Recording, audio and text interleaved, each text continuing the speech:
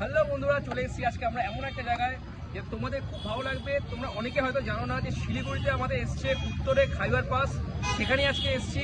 সেটাই তোমাদেরকে দেখাবো ভেতরে কি কি ভালো ভালো খাবার আছে। সঙ্গে থাকো তোমরা। ভিডিওটা আমাকে অনেকদিন আগেই ছাড়া উচিত ছিল, কিন্তু শারীরিক অসুস্থতার কারণে গলা এত যন্ত্রণার জন্য আমি ভিডিওটা করতে পারিনি, কারণ আমাকে ভয়েস দিতে হবে। তো চলে গিয়েছিলাম খাইবার পাস, উত্তরে খাইবার পাস। ভিডিওটা ছাড়তে অনেক লেট হয়ে গেল, মেলাটা এখন নেই, শেষ হয়ে গেছে। বাট আমি গিয়ে কী কী উপভোগ করলাম, কী কী খাবার খেলাম, সেটা অবশ্যই তোমাদের সাথে শেয়ার করবো। প্রত্যেক বছরের ন্যায় এবছর মেলাটা বসেছিল, বাট আমি কোনো বছরই যাওয়ার সুযোগ করে উঠতে পারিনি। এবছর গিয়েছিলাম, আমার সাথে একটা বন্ধু গিয়েছিল গোপাল নামে, তারও ফেসবুকে চ্যানেল আছে গোপাল দাস বলে। তো সেই আমার সাথে গিয়েছিল মেলা। খাবারের ভেরিয়েন্ট দেখে সত্যি মাথা খারাপ হয়ে গেছে। যেসব খাবারগুলো এখানে পাওয়া যাচ্ছে, তোমরা সবসময় সব খাবার বাইরে পাবে না, মেলাতেই একমাত্র পাওয়া যায় প্রত্যেক বছর।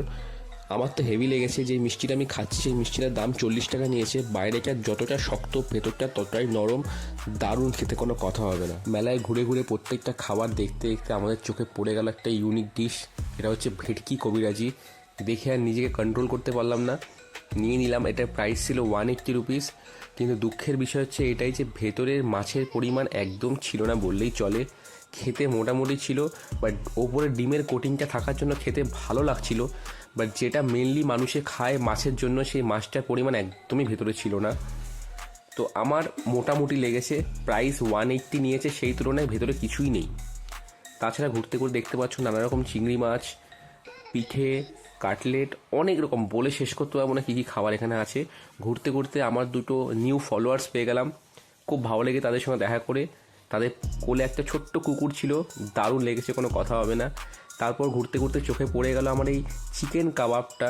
এটা দেখেও খুব খেতে ইচ্ছে করেছে, ভালো লেগেছে। এটা একটা স্টিকের দাম 150 রুপিস।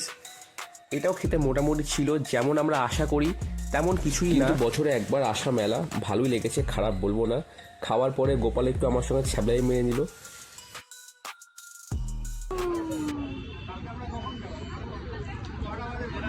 গরম